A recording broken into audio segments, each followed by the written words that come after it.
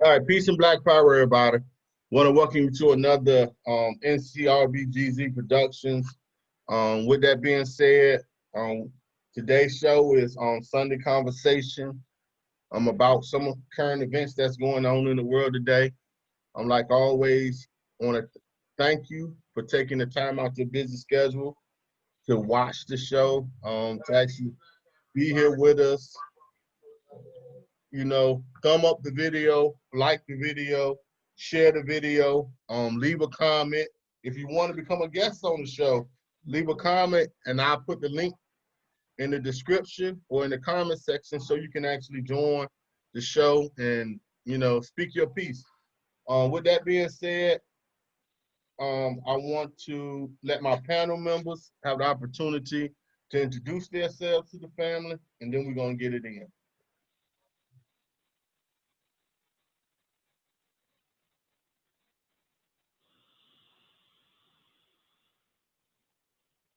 Okay, so y'all can unmute y'all mic and introduce yourselves.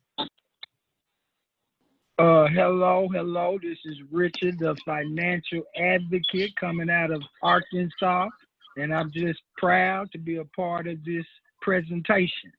I'm ready to get started.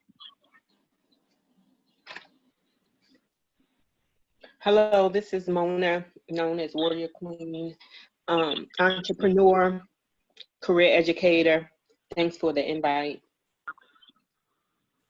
Yeah, I appreciate y'all for actually taking y'all time out also off y'all busy schedule.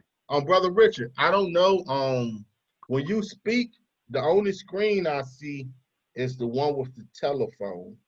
So as far as the one for your camera on, that mic is muted. That's why. So when you speak, we see the one with your phone. We don't actually see you. Okay, I just wanted to say that. All right. So with that being said, y'all, this is a current news. But how y'all been? How the family been? We see that COVID is still here. It's live in effect. Whether we think it's real or not real, the fact that we have to abide by these rules, people are getting sick, and it's still floating around to this day.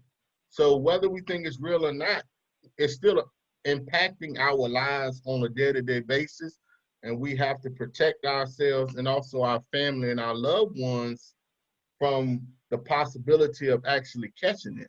So with this COVID thing, it started off in March as far as really being widespread and known. And now here we are in August, wherein the students now are going to school online. They ended the year last year actually going to school online. Well, not even online. There was more, where I was at, they were just sending packets on. And they can check in online or not. But now this year, they're actually doing Zoom meetings online in and out the classroom. So for me personally, I think it's a beautiful thing because this allows parents to actually be home with their children and actually interact and make sure that the kids are getting a proper education. And also it's kind of like enabling parents to take more of a constructive role in the child's education. Instead of us just sending our kids to school just to learn, now we are able to have a more productive or more hands-on role in it in the first place. Now, some people are doing it anyway. So I don't want to make it seem like parents aren't doing that, but we do have some parents that are not. And it's good in a way. You're supposed to take the good out of any situation that you can take. So with this COVID situation, it is allowing parents to actually be more hands-on with their children and their education, as far as the parents that are able to stay home and not have to be at work. So, what do y'all think about that? Neb, you want the link, bro? I sent you the link. Get in here. Though, for real, in terms of the COVID and the money, My problem is, like right now, there's a debate about the gender wage gap, the wage gap between white males and women. That's fine conversation. But what we need a conversation on is the pay difference between the black man and the white man. If the black man was getting enough money like he's supposed to, he could have his wife at home. But the way the system is structured, I tell you, my wife is a nurse. She makes way more than me. I wish it was me, but I didn't go into that profession because of, male tripping and whatnot. But all I'm saying, the conversation needs to be about black men being on parity or on par with the white male in terms of this money, so we can raise our families properly and not have to get out here and hustle. So that's, to me, is a problem. And I don't mind women talking about the gap in the pay. That's not what I'm saying. What I'm saying, where's the conversation for the black man to be in on that? I don't see no statistics on it. I've looked, and it's like black men are not a part of the debate. But how can you take care of your family if you're not making money? Or why am I going out here working real hard and I'm not even getting paid properly? I know this struggle. I have a college degree, man. It's ridiculous. And that's why I'm hitting so hard on what I'm doing from home, because for the simple reason, man, I don't want to deal with these white folks can't get off when my baby having a baby. I got man, I'm tired of that, man. I'm 50 years old. I ain't got time to be asking nobody what I need to do. So that's where I'm at with. I wish they would elevate the conversation to the disparity between black men and white men in this pay. And if that was worked out, I think me and my wife would be fine. But, I do understand it's a lot of single mothers and all of that good stuff out here. That's my piece. The pros, I'm with you, said hero, Haru. You're able to interact with your child more for the ones that have already been doing it, and maybe some newcomers. My concern, though, I'm not worried about mine. I'm able to be with them. My concern is for the ones that parents aren't able to be with them, or children. The number of abuse cases and neglect has risen because a lot of times school would be that escape for some. And children that's already behind with instructional lines, sometimes that's not the best instruction for them. And I'm hoping it doesn't create another educational gap for especially anyone but my folks, my black males, females, or whomever, a disadvantaged home, any of that. So we'll see. I know one thing is perpetuating not interacting with another human being, social distancing. So what is social distancing? That is not normal. You're not interacting with, close with people. So that's the disadvantage. And I could go on and on, but I want to stop there. Those are a few points that I wanted to bring up. No, by all means, if you want to elaborate more, by all means, please go ahead.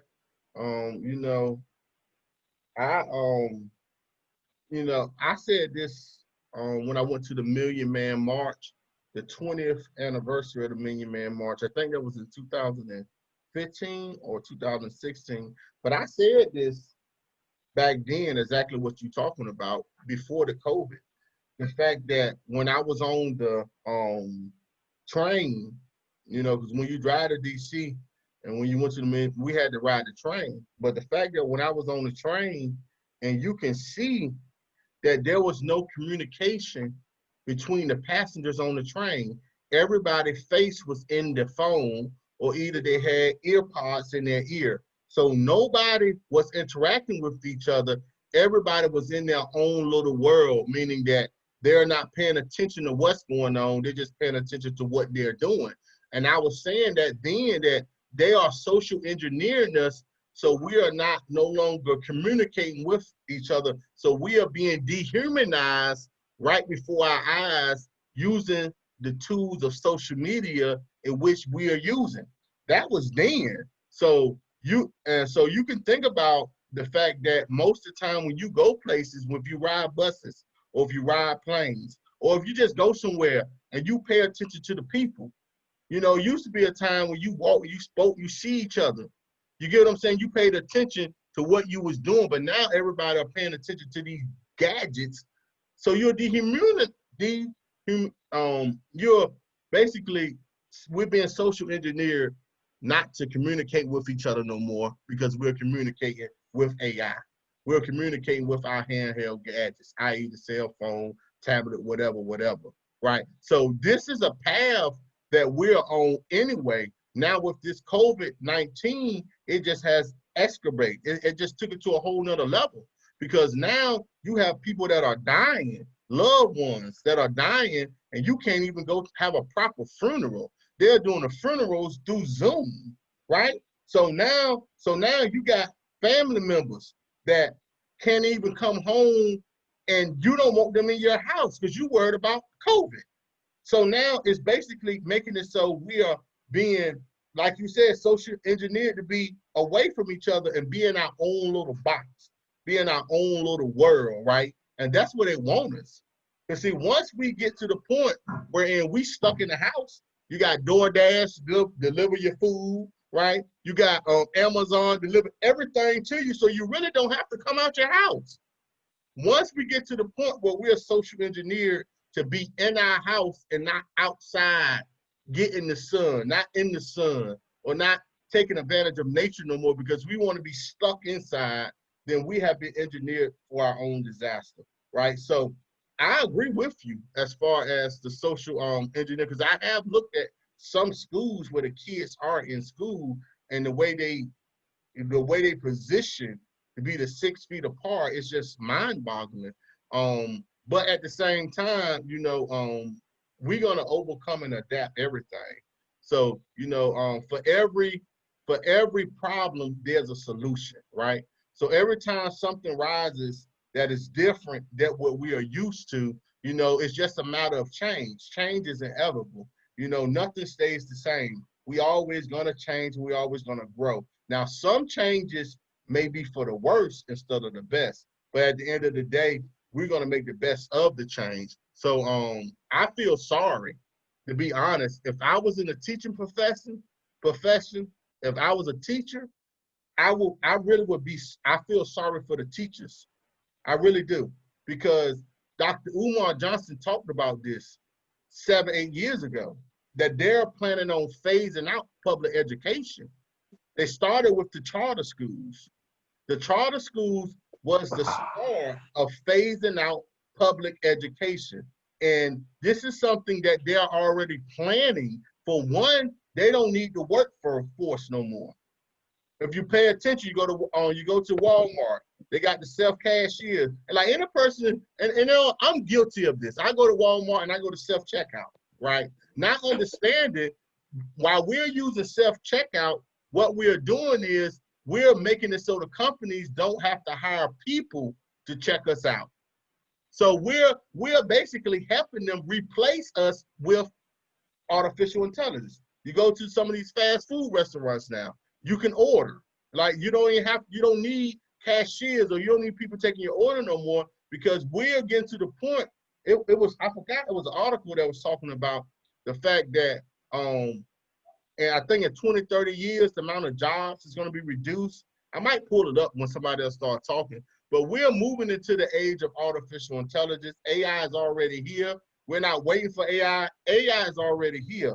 But with AI, it's going to come basically to the death of the human being as far as when it comes to workers, as far as working regular jobs, what we consider the workforce, all that is going to change. It's going to shift. And we're moving into a new age wherein you need to be the boss. No more working, be the boss. But y'all can chime in on this and let me mute my mic. Yeah, you absolutely. Go ahead. No, go ahead, Richard. I'm sorry. No, go ahead, sister. I was just going to echo that it's a part of the pandemic. It's not haphazard. It didn't just come about. Like you said, this has been playing some time now. And so once the numbers, the population, the depopulation happens, which is happening, people are dying. Like you said, whether people believe it or not, there's different reasons they're dying. That fear, the radiation, so much. So once the depopulation happens and they do what they need to do as they're trying to create this vaccine and put enough fear that you have to take it or willing most people and create this hysteria and then, pretty much dehumanize, like you said, so you can control. You see what everyone's doing. We know that cash, look what they're trying to say about coins. It's a shortage. It's a joke. It's, just run some more just like you do everything else. But all this is practice and getting you used to where they want to take the world, which has been planned, I don't know how long ago. But you have to be knowledgeable. You have to read. You have to see what's happening. And I don't know. I think many people are on to them in certain ways, but I think a lot of us are still asleep. Someone told me the other day, I can't wait till this is over. I'm thinking, keep waiting, because the world ended 2020. That's what this is. As you said, the end of what we're used to as far as humans, but the world has ended. Meaning it's not how we thought it would be. It's not what you see in Revelation, all that, the way it the way it's written to that level, but it has ended. Meaning things will not go back to the same way. They're not going to be the same. So either ride that wave, like you said, be your own boss, get in front of that wave, not just ride it, and plan for that. So are you going to check out? Are you going to be surprised? Or you going to see it for what it is and make the move that you need to make? I know that's what I'm doing. I'm like, okay, after, I assess and let the dust settle, I'm planning to move. Because I feel like me and mine, my folks, where I came from, my roots, we strong. So if I plan to stay here, I have to move. Kind of like everybody that's on this panel. But that's all I have to say. I know, again, I feel like I spoke really long-winded. But, yeah, it's kind of the same thing you're saying.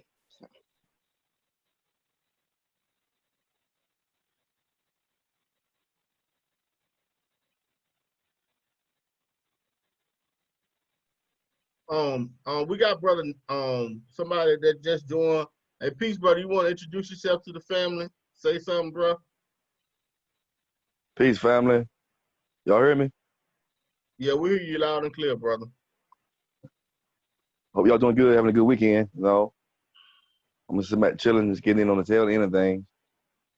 I hope y'all doing all right out there. I'm just chilling out. Just listening in right now.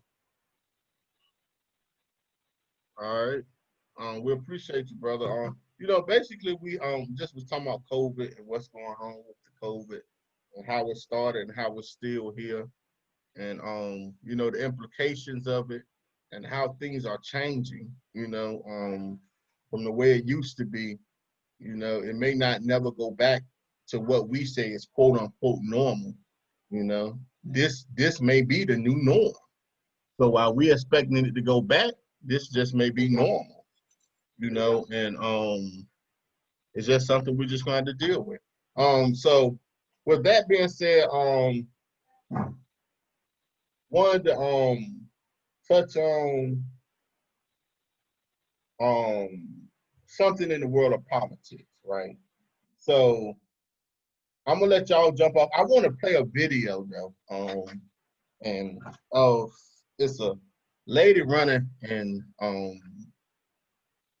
Baltimore, and I wanted to play her video of her running for office, right? And I wanted us to discuss that. But while I'm trying to pull it up, can y'all, say anything about the politics, whatever? One of y'all take over for a quick second. I think this is the video about the black woman that's a Republican running for office. Yes. Is that what we finna watch? Yes. Oh, okay. So politics. And once again, what I tell people, and I'm talking about Kamala Harris ain't black and all of that type of shit, crime bill, all of that. What I tell myself and the people I know, I'm from Arkansas.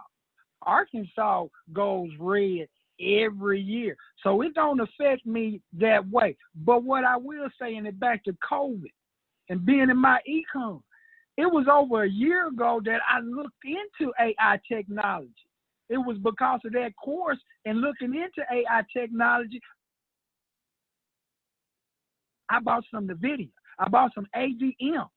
That stuff is off the chain right now. So those that are waiting on something to change, you better get your investments up so you can live off your portfolio while you got some time and you working. Put some money away so you won't have to work. So that's what I'm getting out of everything, is being more dependent on myself and not relying on the system, because the system is designed to let us down, whether you're Republican or Democrat. And what I say to people, I got the book 475 Tax Deductions. It don't care what your color is. It don't care your political persuasion. So that's what I'm doing. I'm not falling for and I'm not saying I don't vote, but what I'm saying, I vote on local shit like my black mayor. I vote on the sheriff. I vote on the coroner. I vote on the taxes for my schools. I vote on stuff like that. It ain't just the president, because that's an electoral college. If you understood that, you would see how to work your vote. But the whole point is this. They understand the power of our vote. We don't understand the power of our vote because we're not organized. We're not leveraging that vote to get what we want. And that's the main problem. We don't know what we want. You say, I want reparations. Well, how much is that? I mean, where is it coming from? What else? It's more than just saying, I want. Yeah, you so true. So what I want to do, I'm gonna share my screen, because this video, it's a two-part to it. So we got the first, so we're gonna look at it. Because I really want to hear Mona's perspective on this. But let me see. All right, let me share my screen. I'm just sharing the news. So I don't want no strike, Facebook.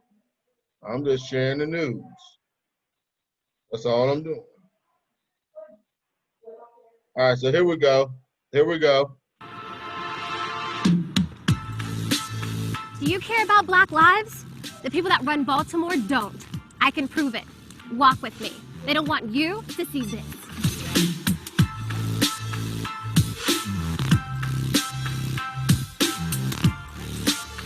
I'm Kim Klacik. This is Baltimore, the real Baltimore. This is the reality for Black people every single day. Crumbling infrastructure, abandoned homes, poverty, and crime. Baltimore has been run by the Democrat Party for 53 years. What is the result of their decades of leadership? Baltimore is one of the top 5 most dangerous cities in America. The murder rate in Baltimore is 10 times the U.S. average. The Baltimore poverty rate is over 20%. Homicide, drug, and alcohol deaths are skyrocketing in our city. Do you believe Black Lives Matter? I do. The vast majority of crime in Baltimore is perpetrated against Black people, who make up 60% of the population. So why don't we care about our communities? The Democrat Party have betrayed the Black people of Baltimore. If the politicians walked the streets like I do, they would see exactly how their policies and corruption affects us. If they don't want to see it, they don't want you to see this. Go to any Baltimore neighborhood and ask this question. Do you want to defund the police? No. No. Absolutely not. I had 3 sons killed in Baltimore City. And I think if we defund the police office, it's going to be worse than that. So no, I'm opposed to that. What are you going to defund the police for? Why? How do you defend your city, your community? Families are losing people. It's not just Baltimore. The worst place for a Black person to live in America is a Democrat-controlled city. It's 2020. Name a blue city where Black people's lives have gotten better. Try. I'll wait. Look at this. How are children supposed to live here and play here? Democrats think black people are stupid. They think they can control us forever.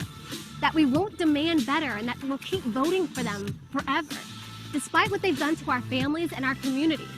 Are they right? I'm Kim Klacik, and I'm running for Congress because I actually care about black lives. All black lives matter. Our communities matter. Baltimore matters. And black people don't have to vote Democrat.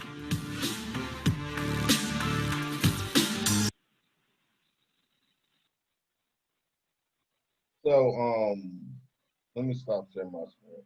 So that's the video that I saw of the sister. I can't think of her name right now, but it's two parts to this that I want to talk about it. The first part is what do y'all think? What do y'all think about the what do y'all think? I'm gonna just leave that up to y'all. Let me jump in. Since I come from a red state, I just find it hard to believe Baltimore ain't got no areas where white folks live at that look better than that. That seems to me red line. It ain't no good white spots in Baltimore, cause we got hoods in Little Rock, and this is a Republican state. We got hoods like that. We got projects like that. So this and it goes back to what I was saying. You're not paying black men, so they can't open a business and do what they need to do. But it's deeper than your political party. But what she said is correct. We need to vote. But if we focus on the president and not the congressmen and our aldermen and our city council and the school board, and going back to what you were saying about the charter schools. I'm from Arkansas. They didn't create charter schools for black children. They was trying to get out of the public school. White folks, we call it white flight. They did it with their neighborhoods. They left the city and moved to the suburbs and built whole communities out there to keep us out. So this, I don't know any black community that they done invested in, Democrat or Republican. So show me a Republican black city. I guess that's what I need to see, and I'll be convinced because we got redlining. You can't get a loan at the bank. Credit scores. It's so much to just blame it on one party. I blame it on our non-participation. I blame it on us not having an agenda, not picking our own leaders. You know, we didn't pick Kamala, but that's what they served us. But that wasn't for us. That was for the educated black woman and these Indian women, all these other women of color. That was for them. And even our black women. So, Brother Richard. Black women is rising to the top. But for some reason we don't support black men. So let me share my screen. I want to show y'all her husband. Right? So this is her husband. This is who she's married to. So, now let me. This is her husband. I hope y'all see that, right? So, I was trying to get the images, but you can see that she's married to a white man. Now, I'm not saying one way or the other, but I just want y'all to see this. That you know, that's who she's married to. So with that being said, and let me stop sharing my screen real fast. Okay, with that being said, and my question is this: does the fact that she married to a white man change initially your thoughts on her campaign ad? Because obviously the campaign was meant to target and show the worst spots of Baltimore, like Brother Richard just pointed out. The campaign ad was meant to show the worst part of Baltimore. Like it could have showed other parts of Baltimore, because all Baltimore don't look like that, right? But obviously it was meant to show the worst parts of Baltimore. So is that strategic? Do y'all think that's strategic? Now, I do agree with the sentiment that we don't have to just vote Democrat now. I agree with that wholeheartedly. But what do y'all think about that? Nell, Mona, like, what do y'all think about that whole situation with the sister and Okay. Well, I mean, seeing who her husband is makes sense to me that she would do that because she wanted to find somebody to share the same views. See, her views were her views. That's why she, did that. I mean, everybody's different. I couldn't do it, but I share her sentiment. And of course, she's going to be strategic. That's what politics do. That's what everyone always does. They always give research. They always going to give you the perspective and the data that's going to match what they're pushing. So yeah, that was to be expected that she showed. But Baltimore has been in a grave state. I know people that live there, from there. It's grave for us. And so Democrats, a lot of people would not agree with me. That's why I don't really get into talking about politics. For me, in the openness, sometimes it's talking about religion. I'm not going to debate with people about spirituality, because I know we're in the deep South and people, they really have strong feelings about certain things and they demonize certain things. But I'll say this, Democrats is the same. All I hear when I hear Democrats is Dixiecrat. So I don't vote based on parties. I vote, like Richard said, based on, local control. People have to understand, local control is very serious. So you do have to be familiar with what you want, where you live, and that's where you should vote, have a strong agenda, and it has to be organized, and you have to support. So in saying that, the black people we weren't even Democrats for a long time. We called them Dixiecrats. And people need to know their history. We were Republicans at first, and it's funny. But I don't believe at this day and time that I'm independent. I don't attach to any party. But she said the data.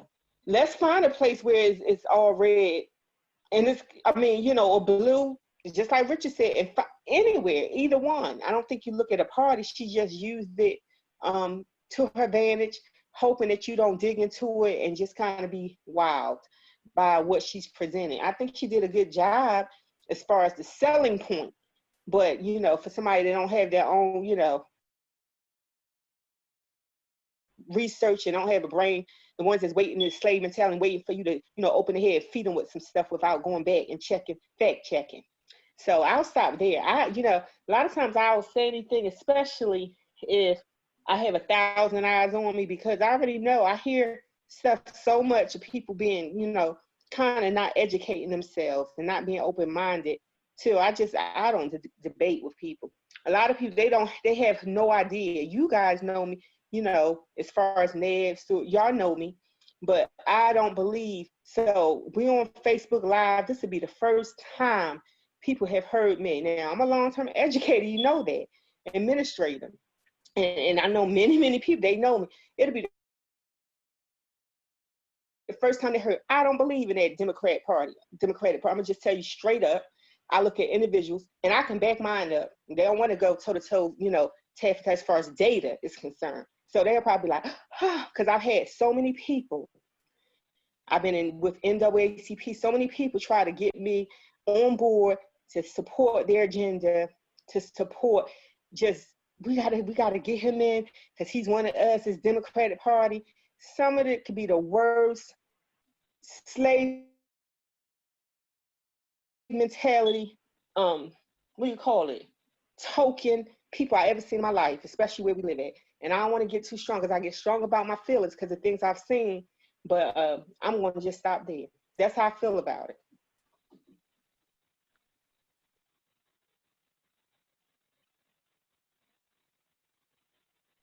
Brother Neb, you want to jump in, bro? Y'all basically said what was on my heart, man. This classic what's her name? Lisa Clayson, whatever her name is, up there in Maryland. She's posting truth, you know. The Democratic Party has failed the people. And, you know, but I don't believe the Republican Party is going to be saving nobody neither. But I believe you should vote on your, you know. I mean, I'm half asleep, y'all. I'm sorry. But she's supposed to truth and everything. But we're not going to sit here and think the Republican Party is going to save us neither. We have to do some things for ourselves. And who she married to, that speaks a lot, Brother Stewart. That says a lot, man. So, of course, you know what I mean? It's almost like she halfway Candace Owens, you know what I mean? You know what we're going to say it. Call a spade a spade, you know? Hey. It's funny that you mentioned Candace Owens because at the Republican National Convention, guess who got to speak and guess who didn't get to speak? They did not allow Candace Owens to speak, but that sister who we just watched the video, she spoke at the Republican National Convention. Yeah, they talking about the fact that Candace Owens wasn't allowed to speak, but the other sister that's running in Baltimore, she did speak. So that's interesting that you brought that up. You know, they got the same mentality there. Yeah. But see, Candace keeps putting her foot in her mouth like Joe Biden keep putting his foot in his mouth. I just think Candace is just a little too black. Even though Candace is a Republican, I think she's just got too much blackness in her. So just because you can be a strong Republican and still be black. So, and I think a lot of people think if you conservative as a Republican and have them ideologies that you can't be a black woman or man. Yes, you can. You just think, you just think different than the Democrat thing. Because Jesse Ventura, the old wrestler that stopped wrestling, became a politician, he told the world about the Democrats and the Republicans. When he was going to run for office, I forgot it was 2016 or 2008, whenever, he had my vote. And I'm going to keep it straight up. He had my vote, but he fell out. And he told the truth about these parties. But that's here or there. I'll leave that alone because I do want to have a show on. What's the question? What you said, brother? The question is, man, what if Donald Trump really, have he stopped y'all paycheck? Everybody I'm not a Trump supporter. Because they like to put that on you too, man. But everybody hate Trump. Get him out of office. That's all they got. The plan is, man. It's like, okay, after that, what then? You know what? You know? Well, I have a question. I have a question too. Is the Republican and the Democratic Party, when you keep following them, are they not the same party? There you go. It's a joke. It's a whole joke to me. I can't, I mean, I really can't even have this conversation. I hate to say it because I have too much to say. People they follow close enough and realize it's the same. You know, I'm trying to appeal to certain groups, acting like, I'm with you, all that foolishness. I just can't even stand it anymore. I really can't. I'm going to be honest to you. I'm with you too. This is the first time I don't want to vote for a president. I want to do like what Richard say, all locally, try to, what I can impact around me. We know what the Electoral College, the people you say, tell me what the Electoral College is. My folks can't tell you what it is, how it impacts who's going to be the president. They be like, your vote count. What is the Electoral College? How is it? What is the GOP? I bet you won't hear nothing but some crickets. I'm just being honest. I have to be honest. See, I don't know how to do anything but be honest. But that's the same old foolish party. And like you said, now we have to do stuff for ourselves. It's just time. I'm not interested in a bunch of laziness, not educating you. Just had being open-minded. Stop being spoon-fed foolishness and not organizing and a lot of talk. I was just not for it anymore. Y'all have to excuse me. That's where I'm at personally. Yeah, you're right, sister. You saw how they were jumping me on my page last week. You saw it. You know what I mean? It's ridiculous, man. That Democrat mess is deep. ran deep, man. I guess got Big Mama, somebody told him, you know. And they really come from the New Deal. You know. And really, I think people like Sister Mona said, they come from the New Deal. The blacks was Republican beforehand. And Woodrow Wilson, the Democrat, he don't get enough credit for destroying this country. Everybody keeps saying Herbert Hoover, right? Herbert Hoover. But really, Woodrow Wilson he sold his country out. And I tell people, go do your own research on that. And then when Franklin Roosevelt came with that so-called New Deal, right? People fell for that. You know what I mean? And that's when the switch came up around Franklin D. Roosevelt time. And we've been Democrat ever since. That's all I got to say. We've been Dixiecrat. You know, I have to tease. We've been a Right. Dixiecrat. Dixiecrat. Yep. Demon Dixiecrat. But in all fairness, we're gonna leave the Democrat Republican thing alone. It was. Hey, can I say one more thing? Yeah, go ahead, Richard. Because you mentioned about the anniversary of the Million Man March, it was actually the first Million Man March. Listening to Brother Farrakhan, that I registered to vote independent. And when I registered to vote independent, when you go in for the primaries, that ballot has everything on it. I mean, I can Democrat, Republican, I can see everything. So that's one of the blessings I got from the Million Man March, the original one, was becoming an independent and actually seeing how the ticket changed being an independent. That's all I want to say on that. Just tapping off of your Million Man March thing. Well, yeah, I was just gonna say, in all honesty, it was a switch between the Republicans of the old and the Democrats of the old. There was a switch in history where things changed. So I do want to, we got to be fair and honest with that. It was a switch in ideology with the parties, but you cannot deny what the African Americans did as Republicans in the 1800s. See, don't nobody want to talk about that. They don't want to talk about the history and the positions that was had by Black Republicans in the 1800s. See, that's the conversation that people run away from. They don't want to deal with that conversation if they're aware of that conversation.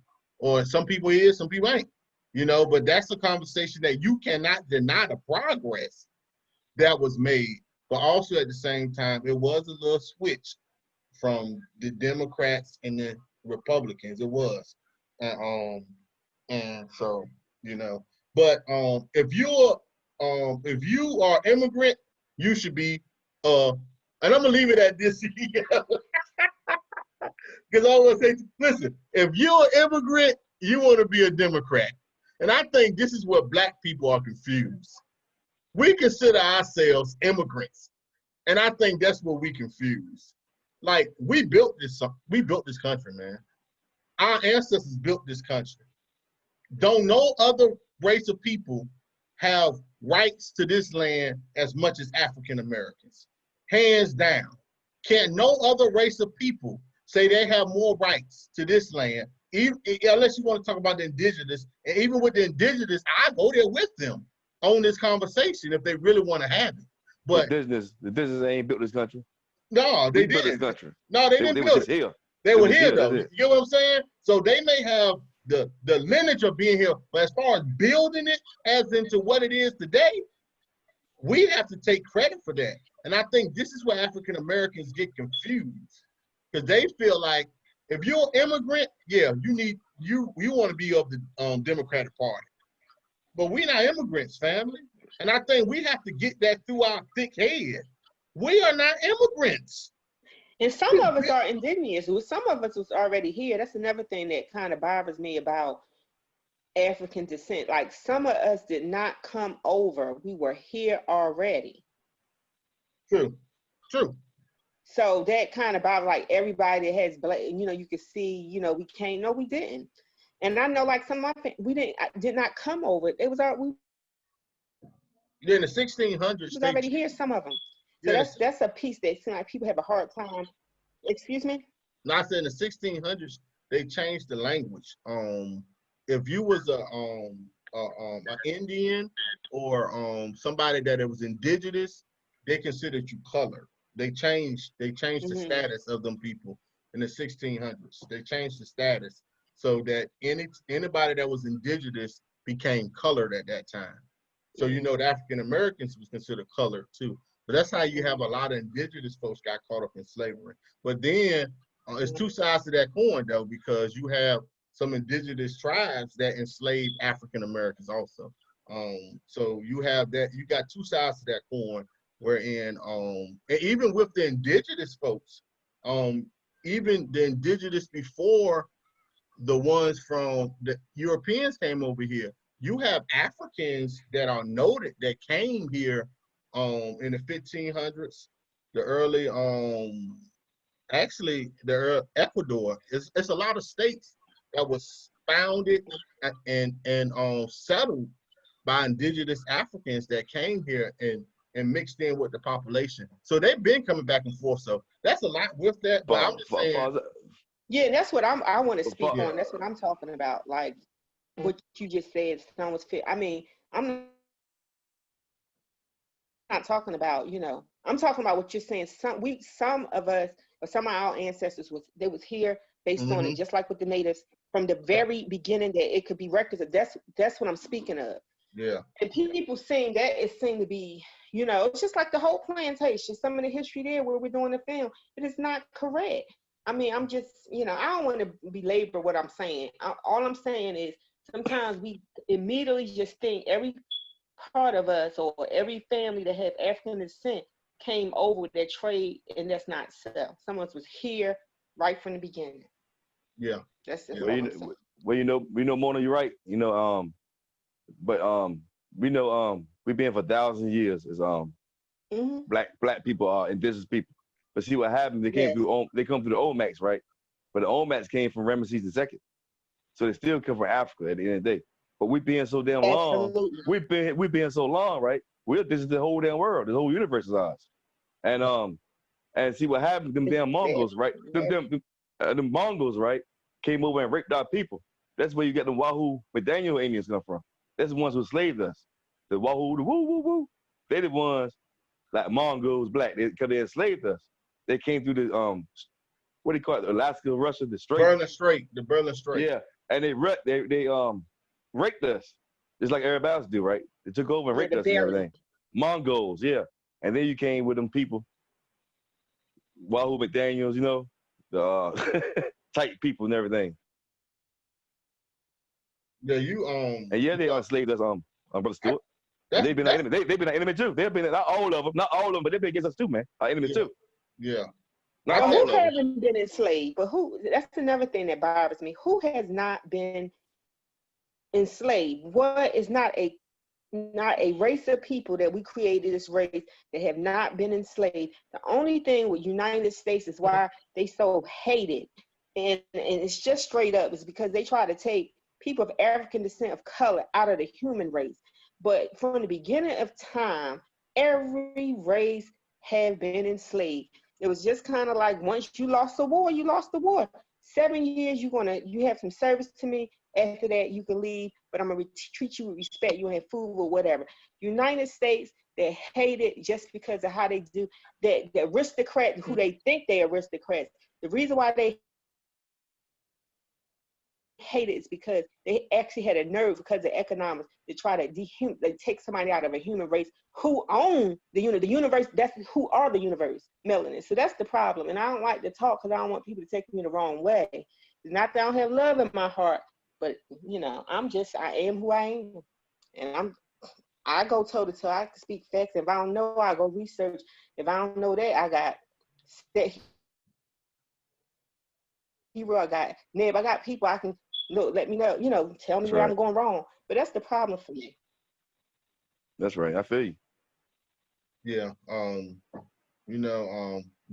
we just need to know that we built this country, so we ain't immigrants. That's all. Right. I think a lot of us, especially those that's in love with this Democratic Party, you need to realize that we're not immigrants, man. So y'all have to take that and understand. Because even when they brought the slaves, they stopped bringing slaves at one point, and they had breeder farms here. So you get what I'm saying? So even with that, breeder farms here, you got people that's being born here that keep repopulating here. So that's a deep conversation, but we have to understand that. So I wish one day we start our own political party. But we're gonna leave this alone because I do want to have a conversation on politics and also this indigenous conversation to bring some of this information out. And I know on there we got a couple of people that would love to have this conversation, but I just don't want it to be contentious. I just want it to be us finding common ground. But I know Ponda would love to jump on this conversation. We get a You know couple. what though? You know what though? You know what though, man? You know what though? You know what though, Brother Stewart, man? I'm gonna tell you something, man. Some of these people, man, they're not gonna agree with us. We can be all common ground. They won't call us no more, man. You know what I mean? Because they're gonna believe what they want to believe, man. Yeah. Even if it's factual that everything came out of Africa, right? No. See, they had a problem with Africa anyway. They had a hatred towards Africa anyway. African booty scratcher, all that bullshit in school that we're taught, right? And they want to get conscious, but they don't like Africa. So they want to call themselves indigenous. Yeah, alone. But it's all good though, man. Cause like I done some research on like the Incas and the Inca tribe in the Mississippians. Like I actually done some deep research on them, and you can tell the difference in the ones that was here compared to the ones that came through the Berlin Strait, the Chinese or the Mongoloids. Exactly. Through the Berlin Strait, you can tell the difference in them. You know, Right. It's a big difference in them, and that's why you look at the West Coast or the West Coast tribes compared to the tribes like on the Mississippian, because the Mississippi River was the Nile of the Nile of Africa. Well, that river, Mississippi River, was the same the travel way where a lot of stuff was that here in America, because that's how you travel and how you set up your areas was close to water. But that's a whole nother conversation. The difference is, man. The difference is we were building this country, man. Like you said, point blank. Yeah, We built this this our country, country, man. and you had another set of people. All they did was chase buffalo and run behind eagles. That's the only damn thing. Hey, That's real. That's real. Let's move forward, man. All right, so That's real talk. another conversation. Hey, the gifting boards. That's real shit, Mona, though. Mona, you said you wanted to talk about the gifting boards or the what's these things called? I know what you're talking about, but I call them gifting boards. There's a lot of different names for them. Did you want to speak on that? No, I didn't want to speak on it. I wanted to hear about it because I'm hearing all kinds of sides of the coin. I'm not a part of one, but I do know many people are, and I know you were a part of one. And Okay. I hear some good things, and I hear some things. Well, I'm a Just realist. like that. Look, I'm Yeah. a realist. I'm a realist. So Okay. I'll be honest. and even I do have one, but we changed it up compared to the traditional one. So the traditional one, you had to get 8 people. You wanted to invite 8 people to come in, and once you get your 8 people, once you come in, you need 8 people to cash out or to gift you. And that's if you in the middle, if you were in the flower position, right? But then you got somebody in the flower, then you got, it's like a pot. Let's look at it this way. All right, you got a pot that you have a flower, all right, a flower pot, right? So you have the outside of the pot, then you actually got the pot, and then you got the dirt, and then you got the flower in the middle. So you got 4 different positions, right? So traditionally, the way they had it set up initially was first you start on the outside of the pot. Once you get 8 people, you'll move to the actual pot, right? Then once you get 8 people again, now you move into the dirt. Then once you get 8 more people, now you become the flower. Once the 8 people come in, and then you get flowered out the pot, and they keep traveling in. That's how I keep working. Now, The thing was, you have to keep getting other people to join. So by you having to keep getting other people to join, you know, they would say, well, you got to invite 2 people. You need 2 more people. And that's where the thing with the breaking the law come in, that where they call saying that it's a Ponzi scheme, and they say it's illegal, you know, because of the fact that you're having to bring other people in. And then you're promising people stuff. So, you know, people being as smart as we are today, you come up with ways to do stuff where you're not breaking the law. And you still can do it. So because of that, I'm not going to say too much more. But it's ways that you can eliminate needing 8 people to get gifted. It's ways that you can eliminate that to being gifted. It's just ways that we can practice group economics as a group of people. And what we do is we funnel our money to each other, and we keep recycling our money with each other over and over and over and over again. And that's basically what you're doing. You just got to have the people of the right mindset to understand that this is the purpose. We are gifting each other. We are helping each other. So by me helping you, in turn, I'm helping myself. But, you know, but sometimes you have people that have the mindset of if you're looking for a come up, meaning that, man, I'm in a tight spot and I need such and such, then it really ain't for you, to be real.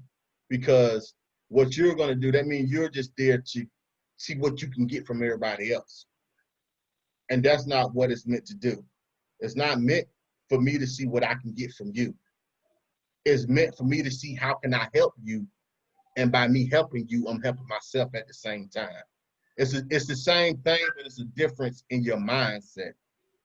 And that's the biggest thing. That's how Black Wall Street was started. Because everybody wasn't looking at what can I get out of it. It was how can I help the next person. And if you're looking to help the next person, in turn, you will help yourself. But if you look at it, what can I get out of it, then you're not going to be like, well, let me help the next person. And in turn, by me helping the next person, if one person win, we all win. It's a difference in mindset. So as far as the gifting boards, I have been burnt. I have been burnt on some, the traditional way. I ain't gonna front. I keep it a buck. I've been burnt. But if you're the type of person like me, I learn from everything. Everything I go through is a teaching moment. So after I learn the lesson, and you burn me and I learn the lesson, okay, I know how to apply. So that lesson, I can apply that lesson so it don't happen again. That's the purpose of life, in my opinion, is trial and error. You live and you learn from because everything is a teaching moment. And that's just that as far as the gifting system. I've been burnt, but in me being burnt, I learned. And when you learn, when you know better, you do better. It's just that simple. And so now you just gotta take something that's ancient, because a traditional susu is one person hold the money, everybody put the money in a pot, one person hold the money, then on a certain day, that one person give the money to the certain person. Then you do it all over again. That's a traditional susu. Well, that's traditional. Well, we're in 2020. We have a different mindset than traditionally. So we can use the same formula that they use, but we'll put a modern twist to it.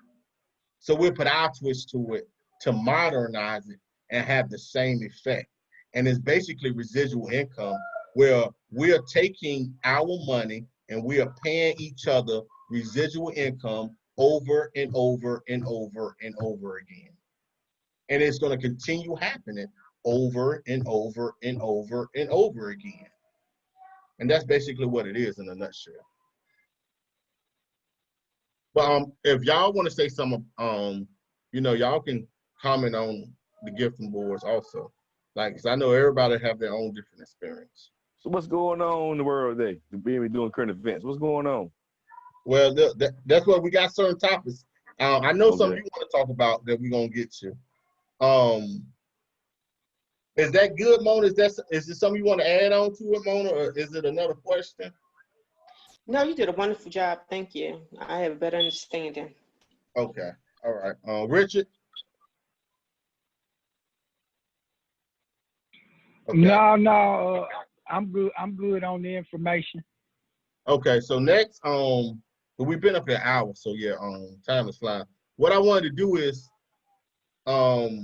I wanted to touch on this China sanction thing with Hong Kong real fast, right? Well, not China, the United States sanctioned Hong Kong, right?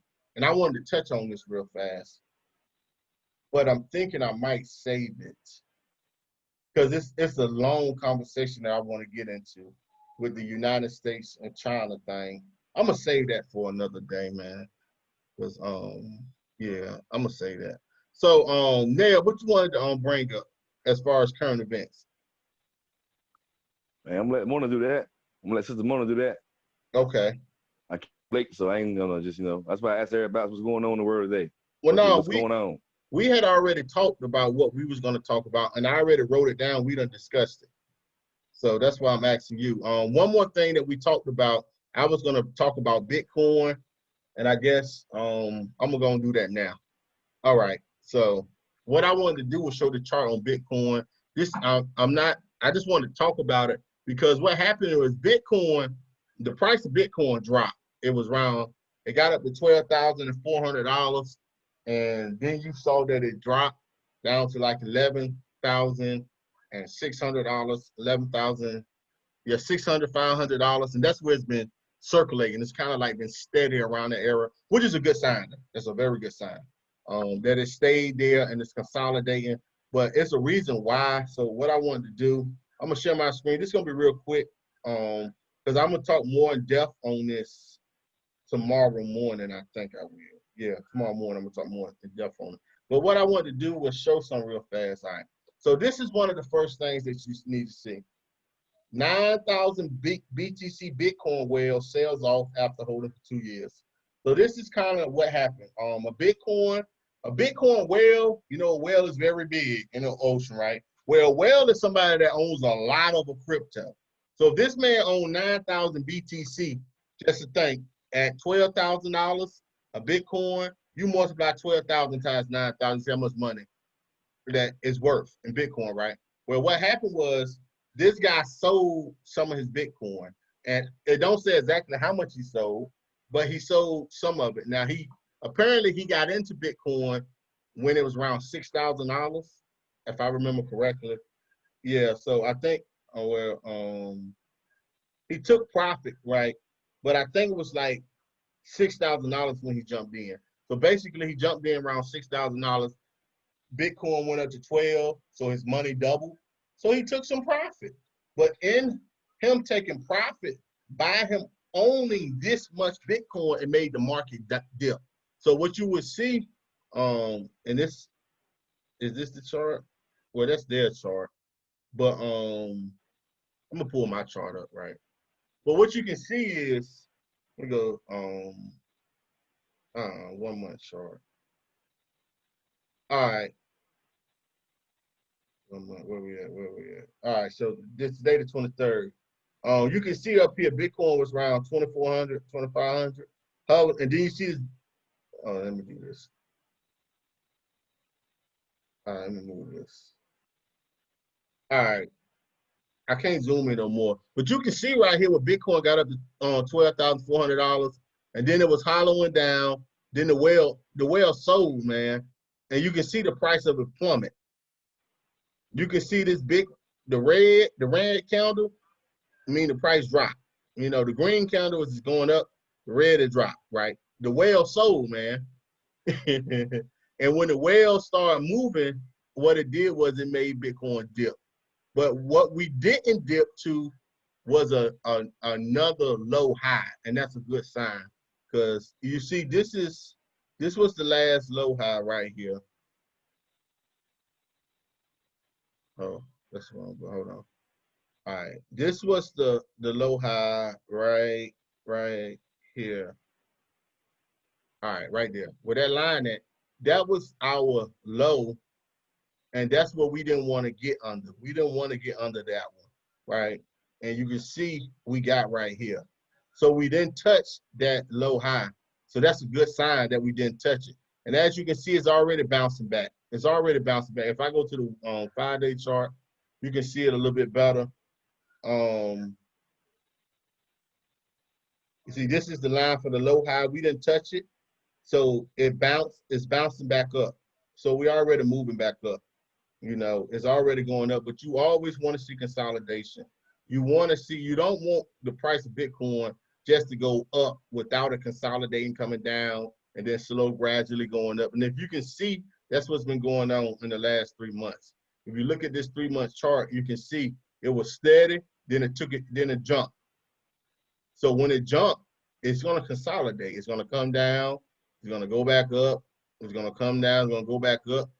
But we tested this line and it bounced. So we should be looking, and I'm going to get out of this because I'll be here too long. We can see that we done got back over our moving average. We back over our 20-day moving average. The blue is the 20-day. So we in between the 20-day and the 200-day moving average. And that's good though, because this is where we want to be. And, you know, we can see the next high. Let me go to this 5-day chart. And I'm going to get out of here, man. Because I'll be for stocks and everything, 1,800, Tesla stocks is going at a stock, a share, whatever. Yeah. It's $1,800. $1,800 a share. Yeah, they're going real high. Tesla going real high. So we can see that the next resistance line, the next high that we're going to expect, we need to see if Bitcoin get up to its 11,600, basically $11,700, and then we'll test this line at 11,700 and something. Once we test this one, we'll begin there by Monday, I think. I don't know, but we'll find out. But this is what we're trying to see. I know where we don't want to go. We don't want to go under $11,389. We don't want Bitcoin to go under that. It's a lot of volume. But let me get out of this, man. So, because I didn't want to do too much of that. But you can see Bitcoin is already starting to correct. The market is starting to go back up. The total market cap is $363 billion. So it's starting to rise. It got up to almost $383 billion. So, but it dipped. So, but that's part of the reason, man. That whale, he sold some of his, and I don't follow. Like if I jumped in at $6,000 and I spent $5 million, and I turn that 5 into 10 million, I'm gonna get profit too. Like who else ain't gonna take profit? But when you are whale and you own that many of something, it affects the overall market. But the good thing is you see that it's correcting itself and it's consolidating because somebody brought him. You know what I'm saying? He sold them and somebody brought them. That's that. But other than that, come on, Cam, what you want to talk about, bro? You want to talk about this Jay-Z and Nas thing, man? Not really, man. I mean, I don't think, it seems like every time Nas do something, ain't nothing big, man. Every time Nas do something, Jay-Z doing something right behind it. I think there's something going on there, man, with that situation. I don't think they really rekindled whatever. Even though it's not nowhere near Bitcoin and stuff we're talking about, right? But it's current events. And people are talking about it, you know what I mean? Yeah, hold on. Keep talking, I'm gonna pull it up. 50 Cent been talking about this for a minute. I don't think Nas, I don't think Jay-Z is over the ether, man. For real, you know what I mean? I think Jay-Z is showing some insecurity, basically, Well, I wanted to see some. Where is it at? I won't let me pull it up. 50 just said something about this today.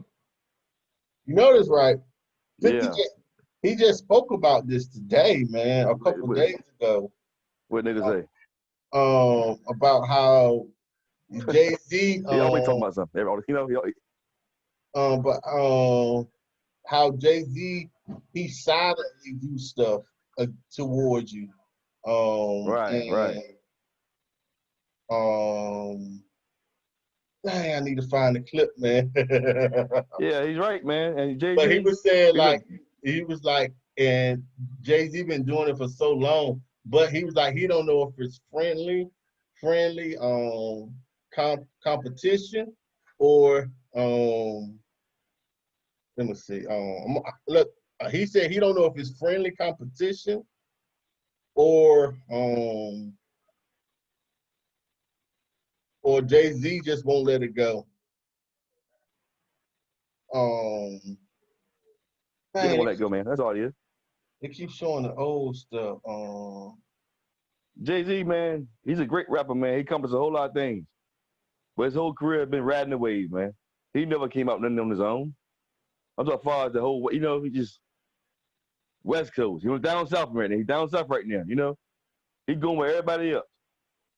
You notice when he first came out here, he took it all big rounds, right? Yeah. If you knew anything about hip hop. Taking away from him, man, he's smart businessman, right? But you can be a billionaire, trillionaire, man. You still the same Jay-Z. You still insecure as hell. You know what I mean? It don't change nothing about you. You're still the same person. All right, here we go. Hey, look, I'm just sharing the news. YouTube, Facebook, I'm just sharing the news, right? I don't want no strike. I'm just sharing the news. That's all I'm doing. Let me pull it up. Let me share my screen. I'm sharing the news. That's it. Let me share my screen.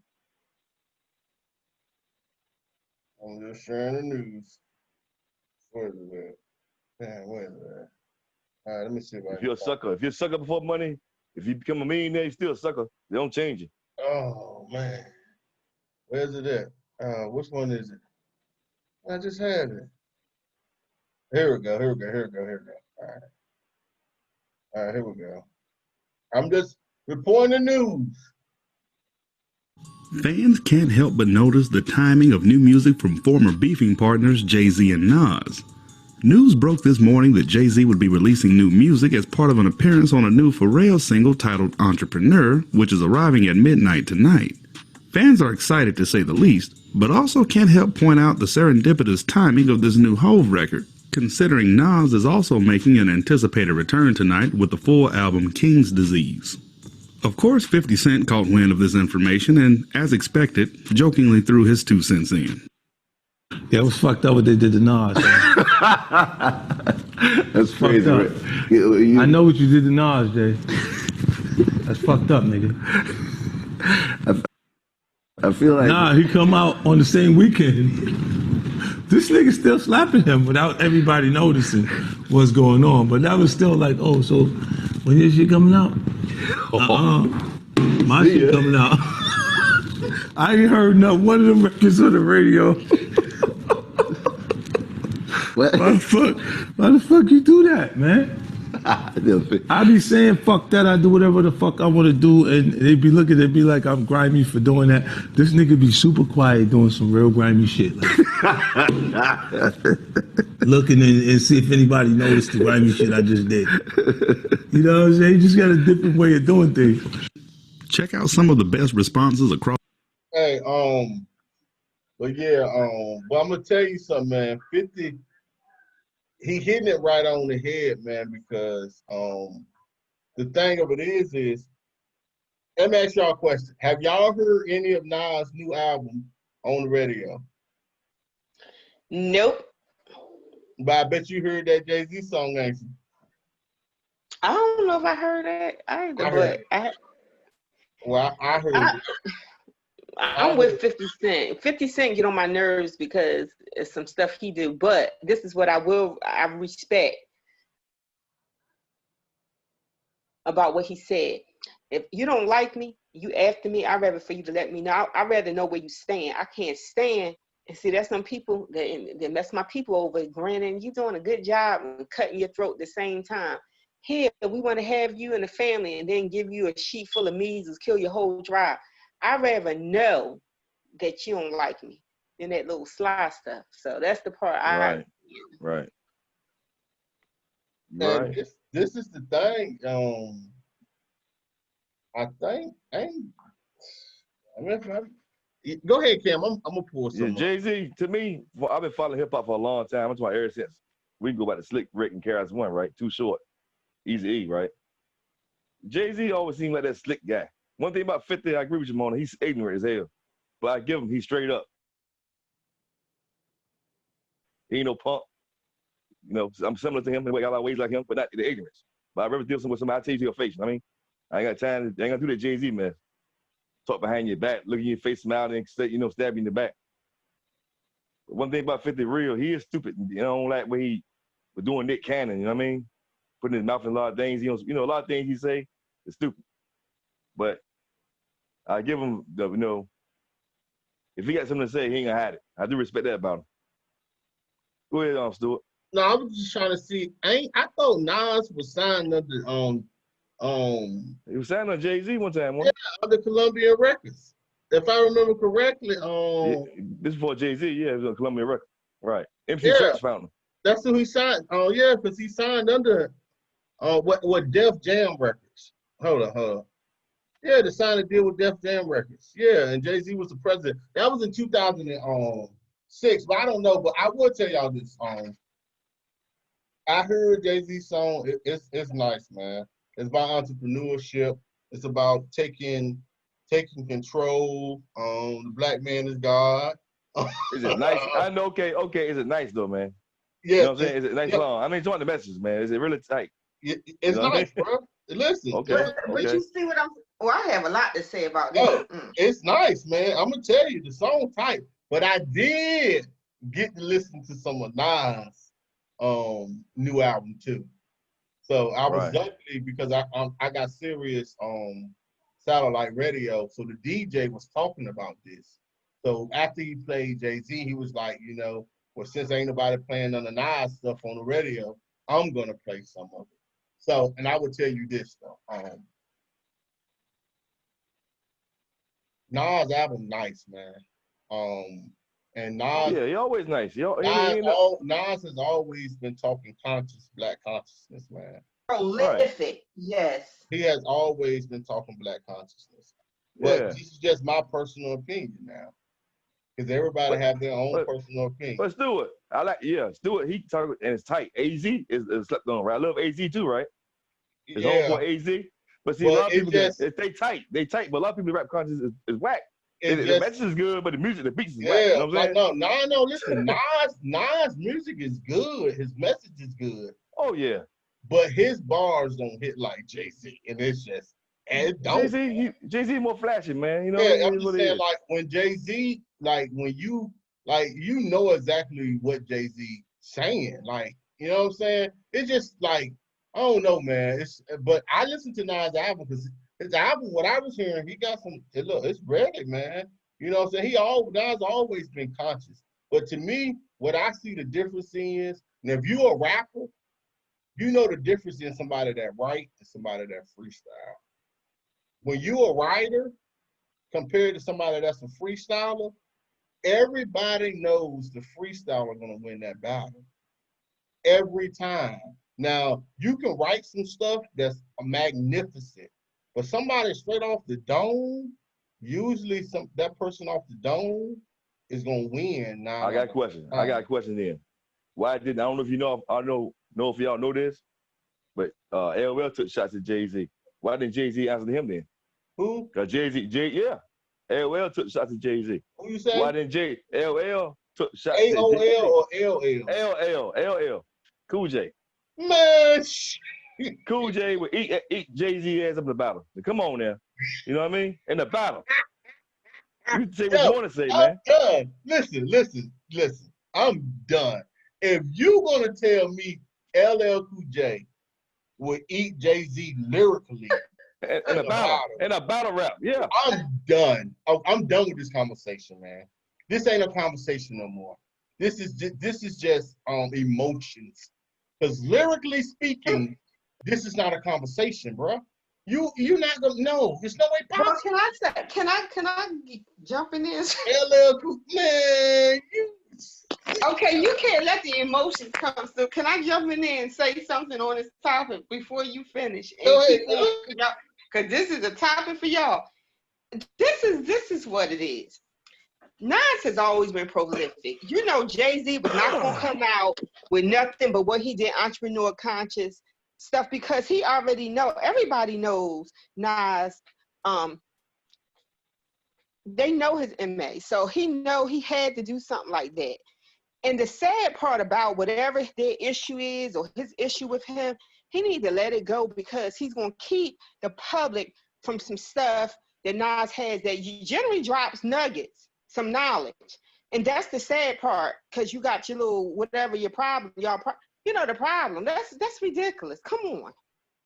He trying to really annihilate him to where he is, it'll send him where he don't release anything. He feel like he can't get a foot up. That's that. Really trying to destroy. That's just kind of like the slave owner. You really trying to, once you get in the mind to destroy that. I mean, I don't think it's whatever the problem is, it cannot be. It can't equate to doing that to somebody, to destroying them because you're attacking how they feel about themselves. You know what I'm saying? This is kind of sad. Speaking from outside looking in is pitiful. Mom, this is some man shit. That's all it is, Mom. And okay, I'm sorry. It must be the mama in me then. Yeah, the nurturer. This is I'm not gonna stop you from eating, because they're under the same record company. He's not gonna stop him from eating. But what he's saying is, like, I can drop something and you ain't gonna get the play I'm gonna get. It's like, yo, it's like you have a competition with somebody and it's just different. It's like, it's personal, but it's business, but it's like I'm gonna one up you. But I'm gonna one up you in a slick way. Because from what I understand, it's memes out of every time Nas has dropped an album, Jay-Z has dropped a single or something. I shared it yesterday. Every time, man. Come on. And Jay-Z is Phillips, man. He's a little girl, man. Yeah, so it's something about him that we don't. It's probably something behind the lines that we don't know about. We know that. I think they said Jay-Z messed with his baby mama, something like that. But I think it's something beyond that we just don't know about yet, and I don't think they let it out. You know what I'm saying? And that I really don't know, but it's interesting. It's interesting to me, nonetheless. They close it up. Lil Wayne and Jay-Z about to do a versus for song for song. It's in the talks right now, man. So I don't know if y'all know about it. I know Brandon and Monica about to do a versus too. Mm-hmm. Brandon and Monica, but Lil Wayne a lot of hits, bro. I'm gonna tell y'all. Lil Wayne can go get Jay-Z for song for song. He might beat Jay-Z for real. You don't like Jay-Z, bro. No, he's okay. He's okay, man. He's a B average rapper. Okay. B plus, A minus. Hey. So let me ask you a question, man. He's so big as shit. Everything he do, he juggles my style, man. Hold on. Let me ask you a question now. Drake is better than him. Who? Yeah. Drake is doing same thing. Just as good as he doing, Drake. Okay, so who is an A plus? Hey, let me ask you, who is an A plus rapper to you? A plus rapper, Rakim, man. I mean, far as lyrics, Rakim, Tupac, man. They original. You know what I mean, it's their own style. Rakim, Pop, KRS-One, them guys. You know what I mean? Ice Cube, Scarface, Andre 3000. That's A plus. They ain't bit nobody's style. So they A plus. Jay-Z's an A plus, but he bite people's styles, man. It takes from his. Yeah. He has no creativity, man. He has no creativity. That's what I'm saying. Okay. Hold on. Slow down. Let's unpack this, man. Because listen, when Pop was around, I didn't listen to Jay-Z. We can unpack it, but I'm gonna have to say I like Jay-Z. I like Jay-Z too. I like Jay-Z, but I think his business sense is great. I like, but he's not the hottest rapper and the most, but he's presenting his everything. I like him. I have no problem with him. When y'all saying this man lyrics, y'all must ain't listen to Jay-Z. I grew up listening to, like, one of my favorite is him and Maya. I mean, I think he's good, but he's not the best. Like, I'm just saying, when you listen to that man lyrics, Okay. Well, look, all right. I'm just put like this. I didn't like Jay-Z at all. Let's know that. I was a pop fan. So I wasn't feeling Jay-Z. I wasn't feeling Biggie. Me too. I was strictly with pop. Jay-Z's a flag. I All was of them. Biggie over But- pop. Yeah. But after Biggie and them died, after Biggie died, and after Pac died, you can't. It's only a couple people that I would say was rocking it like Jay-Z. Only a couple, man, and that's just my personal. Everybody entitled to their own personal opinion, and I do think at one time Lil Wayne was the best at it. I do think at one time Lil Wayne was best at it. At one time, I do. Like with that Carter 4 and some of his Lil Wayne, at one time, Lil Wayne to me, like couldn't nobody touch Lil Wayne. But to me, they always been on that pedestal with under Pac and Biggie. Besides Pac and Biggie. But after Pac and Biggie, Yeah. Hey, did y'all hear that Jay-Z wrote that Oh, song I've for been Dr. about that. Dre? The Watcher and forgot about Dre. Yeah. I've been knowing about that. Yeah. Also, because Yep. like back Oh, in Jay-Z, man, that's it. He Even top Jay-Z, 10. He top even 10, that man, all the Ether, time. You know, top 10. even that Ether that Nas dropped, I still say Jay-Z won that battle. Cause that Come on, man. Man, you went from Nasty Nas to Esco's Trash, had a spark when you started, but now you just garbage. Fell from top 10 to not even mention at all. Yeah, he killed that.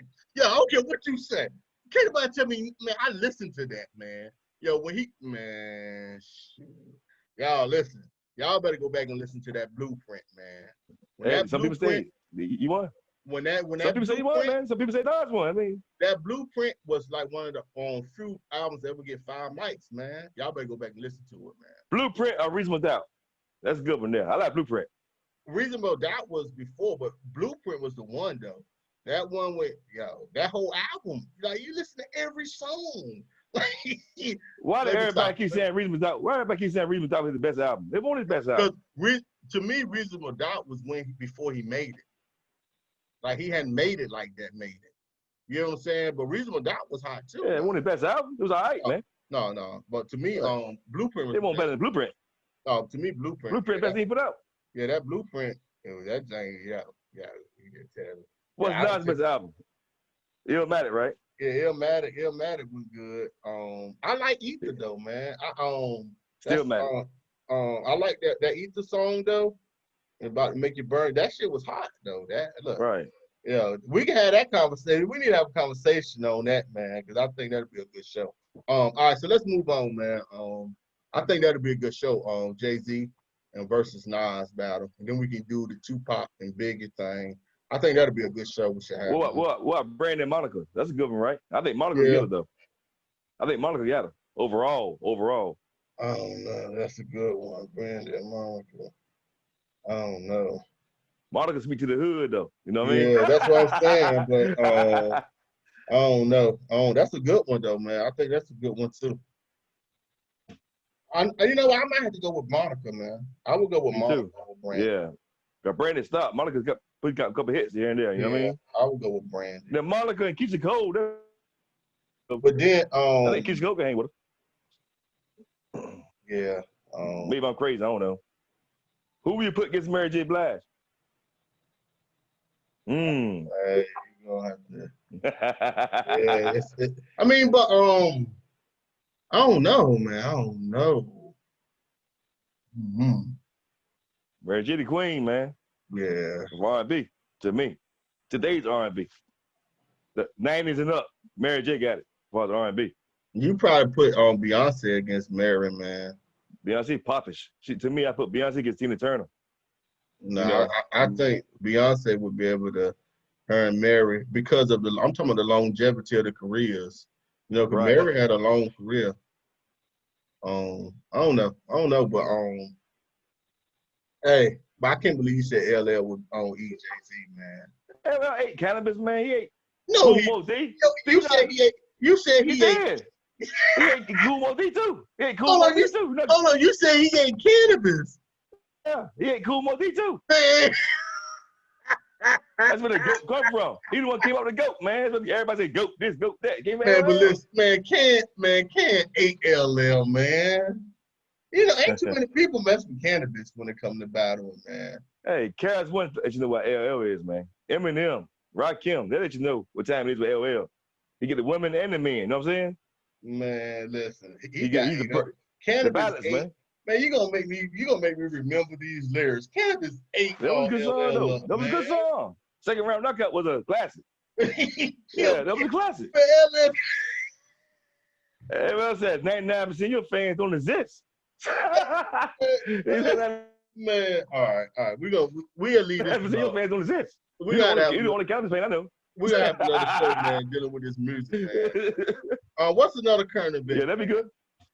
What's another current event? I'm gonna let Mona hold it down. I'm just listening. I came You in. done said some wild shit tonight, man. You done said LL would be J and he be cannabis. LL be Kool Moe Dee, man. You know how good Kool Moe Dee was. Man, but hold up. You said he be cannabis.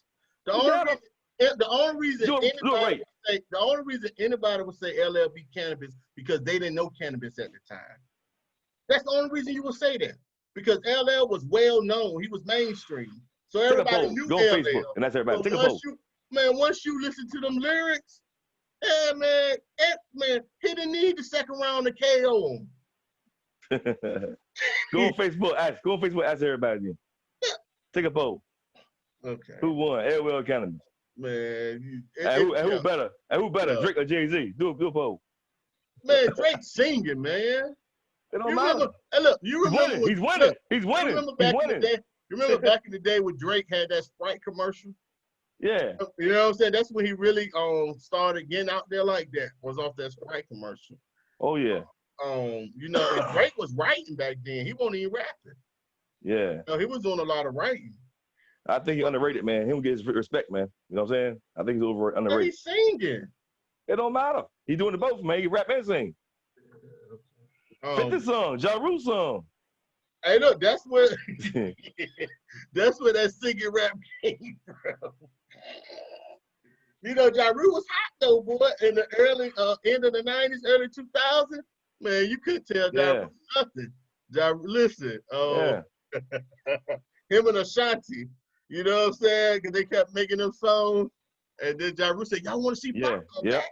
Y'all want to see Pop come back?" And look, and then what's funny? look, what's funny is 50 Cent went at him for doing and then done the same thing. Yeah. 50 went after him for the old school purposes. Yeah, he went after him for 50. Singing, and then 50 started doing the same. 50, he's a original troll, man. He's a original troll. It's about trolling. And then look, and then what's funny? Who done it to 50? Old Boy on the West Coast, Game. The same playbook that 50 done with Old Boy, Game done the same thing to him. It just was a revolving circle. They all used each other. I must say one more thing. I know we're getting tired. I know people want to talk about rap all day, but Kane and Rakim might be going there too, man. Big Daddy Kane, that's gonna be a good one, man. Kane and Rakim. I don't know. Rakim probably gonna get Big Daddy, man. Rakim will get Big Daddy. See, Kane got the women too, though. See what I'm saying? He can rap for the women and the men. He's balanced. Rakim, it's gonna be close. If you're talking about lyrics, though, somebody said Beyonce can't keep up with Tina, so you might need to take that back. You need to let Shirley Sheezer go at Tina. Tina Turner, Shirley Sheezer. I can't even get her name right or something. Shirley Skeezer? No disrespect. But she live in Durham, you know. Shirley Skeezer live in Durham. I think she's from Durham, North Carolina. Yep. Mona, y'all want to say something? Cause we about to get off, man. We've been up here long enough. Y'all wanna. I'm gonna give everybody some time to close out. I'm gonna close out. Get off real quick. I'm gonna close out. Everybody, I hope y'all having a good weekend. Be safe out there. Take care of your family. Work on your business. If you want to know about business, go to NCRBGZ Productions on YouTube. I'm pretty sure he never said nothing. NCRBGZ Productions. Go like and subscribe, okay? Y'all take care. Peace. Peace and light, peace and love. Spread love. Stay focused. Enjoy the conversation.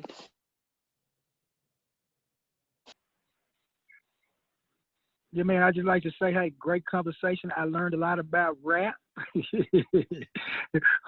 So, hey, man, y'all have a great weekend, for real. Hey, I thank y'all for coming up here, man, making the show what it is. I'm about to listen to Blueprint when we get off. You know what I'm saying? Just so I can relive that. You know, that I love girls. Yeah, that Blueprint, y'all don't know that Blueprint was on point, man. Like you listen to that all day, like the whole album. But I thank y'all for coming up here, man. I appreciate y'all, man. We look forward to the next show, current events. And y'all be safe, man. And remember, don't work for money. Let your money work for you. Peace.